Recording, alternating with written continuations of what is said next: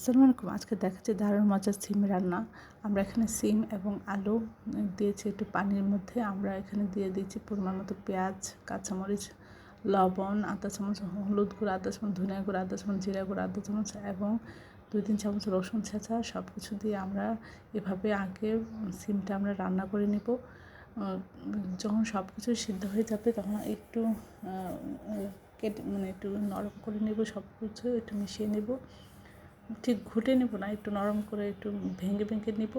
তারপরে আমরা এর মধ্যে দিয়ে দেবো তেল। তেলের মধ্যে পেঁয়াজ এবং রসুন দিয়ে দিলাম 2-3 চামচ। তারপরে এর মধ্যে আধা চামচ দিলাম ধনিয়া গুঁড়া বা জিরা গুঁড়া বা পাঁচফোড়ন, যেটা ইচ্ছা একটু দিতে পারেন। দিয়ে আমরা এখানে তেলটা এর মধ্যে দিয়ে আমরা নাড়াচাড়া করে মিশিয়ে নেব। এই সিমটা অন্যরকম একটা টেস্ট হয়।